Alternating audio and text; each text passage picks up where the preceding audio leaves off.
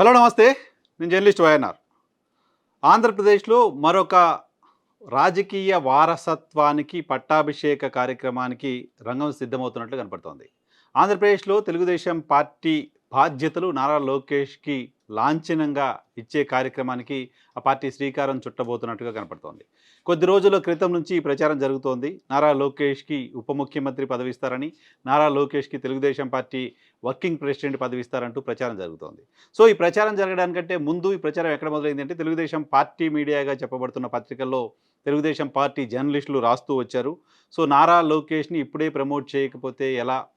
వచ్చే ఎన్నికల నాటికి చంద్రబాబు నాయుడు గారి వయసు 80 ఏళ్ళు దాటిపోతుంది. సో, పవన్ కళ్యాణ్ ఏమో ఒక పక్క ఎమర్జ్ అయిపోతున్నారు. పవన్ కళ్యాణ్ మనతో ఉంటాడో, ఉండడో తెలీదు. వచ్చే ఎన్నికల నాటికి భారతీయ జనతా పార్టీ పవన్ టీడీపీతోటే ఉంటారని నమ్మలేము. భారతీయ జనతా పార్టీ తెలుగుదేశం పార్టీతోటే ఉన్నప్పటికీ అది పూర్తిగా అంత నమ్మకమైన పార్టీగా ఇప్పుడు చూడలేము. కాబట్టి నారా లోకేష్‌ని ఇప్పుడే మీరు ఎమర్జ్ చేయకపోతే ఎలా?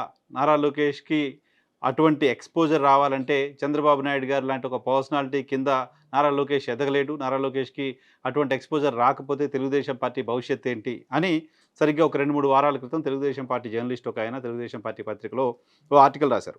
ఇక అక్కడితో మొదలైంది. తెలుగుదేశం పార్టీ చేయాలనుకున్న పనిని తెలుగుదేశం పార్టీ ఆపరేషన్ అలాగే ఉంటుంది. తెలుగుదేశం పార్టీ చేయాలనుకున్న పనిని వాళ్ళ మీడియాలో మొదలుపెడుతుంది. వాళ్ళ సోషల్ మీడియాలో రచ్చ చేస్తుంది. తర్వాత పార్టీ నాయకుల చేత మాట్లాడిస్తూ ఉంది. గతంలో నారా లోకేష్‌ని మంత్రివర్గంలో తీసుకునే సందర్భంలో కూడా అలాగే చేశారు 2014 నుంచి 19 మధ్యలో.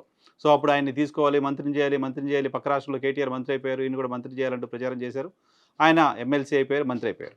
సో, ఇప్పుడు కూడా నారా లోకేష్ పట్టాభిషేకానికి సంబంధించిన కార్యక్రమానికి కొద్ది రోజుల క్రితం తెలుగుదేశం పార్టీ పత్రికలు శ్రీకారం చుట్టినట్లుగా ఆ పత్రికలు రాశాయి.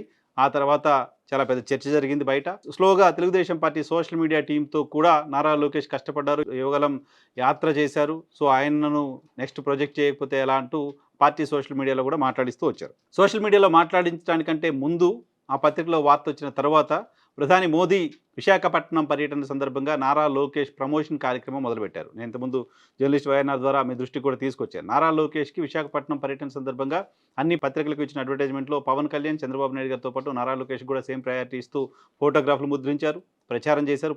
అధికారికంగా ప్రభుత్వ ప్రకటనలో నారా లోకేష్ ఫోటోతో సహా క్యాంపెయిన్ చేశారు. సో, ఎందుకు చేశారు? ఆయన కన్సర్న్ అక్కడ ఆ ప్రాంతానికి సంబంధించిన మంత్రి కాదు. ఆయన శాఖకు సంబంధించిన ఏ వ్యవహారంలోనూ ప్రధాని మోదీ అక్కడ పార్టిసిపేట్ చేయలేదు. అయినప్పటికీ నారా లోకేష్‌కి ఆ స్థాయిలో ప్రమోషన్ కల్పిస్తూ వచ్చారు. ఓకే, నారా లోకేష్‌కి పట్టాభిషేకం చేయబోతున్నారన్న విషయం అర్థమవుతోంది. దానికి బలం చేకూరుతూ వచ్చింది. ఆ తర్వాత తెలుగుదేశం పార్టీ సోషల్ మీడియా కూడా అదే మాట మాట్లాడుతూ వచ్చింది. డైరెక్ట్‌గా డిప్యూటీ సీఎం అనే పదాన్ని తెలుగుదేశం పార్టీ సోషల్ మీడియా మాట్లాడుతూ వచ్చింది. తాజాగా ఈరోజు నందమూరి తారక రామారావు గారి 29వ వర్ధంతి కార్యక్రమం. ఈ వర్ధంతి కార్యక్రమం సందర్భంగా చాలా పెద్ద ఎత్తున అడ్వర్టైజ్మెంట్స్ పత్రికలకు ఇచ్చారు.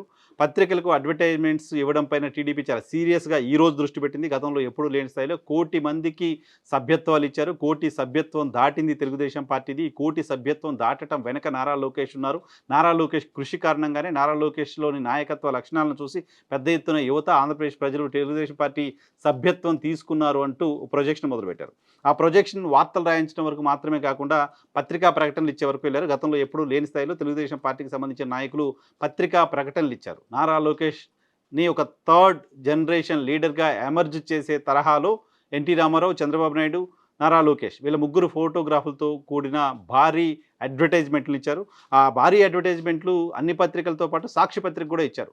సో, సాక్షి పత్రిక ఎందుకు తీసుకుంది? ఏంటి?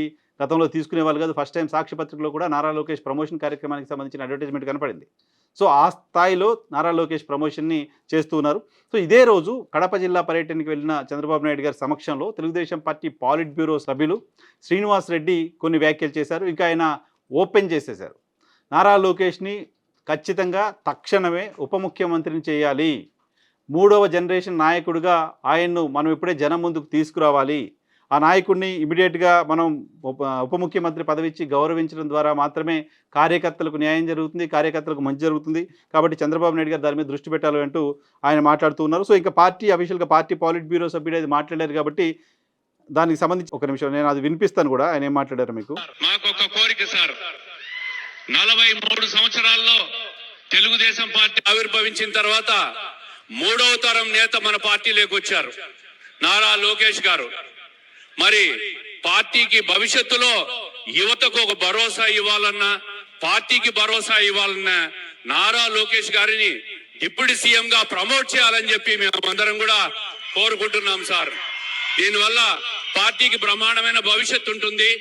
అన్ని రకాలుగా యువతను ప్రోత్సహించే విధంగా ఆయన ఈ రోజు ఐటీ రంగానికి కానీ, పారిశ్రామిక రంగానికి కానీ, అనేక సంస్థలు రాష్ట్రానికి తీసుకొచ్చే దాంట్లో కానీ ఆయన చేస్తున్న కృషిని ప్రజలందరూ గమనిస్తున్నాం.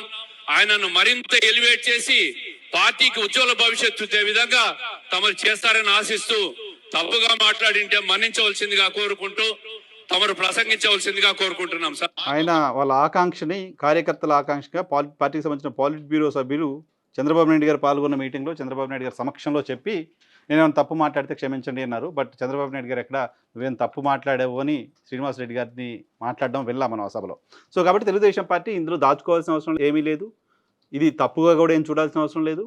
రీజనల్ పార్టీలకు వాళ్ళ కుటుంబ సభ్యులే నెక్స్ట్ జనరేషన్ లీడర్స్గా ఉంటున్నారు. ఈ దేశంలో చాలా రాజకీయ పార్టీలు ఉన్నాయి. అలా ఆ మాటకు వస్తే జాతీయ పార్టీలు కూడా క్రమంగా అలాగే తయారయ్యాయి. కాంగ్రెస్ పార్టీ గురించి కూడా ఇటువంటి విమర్శ ఉంది, కుటుంబ సభ్యులే పార్టీని రన్ చేస్తూ ఉంటారని. సో రీజనల్ పార్టీ కాబట్టి న్యాచురల్గా నారా లోకేష్ నెక్స్ట్ జనరేషన్ లీడర్గా ఉండడానికి సంబంధించిన అవకాశం ఉంది.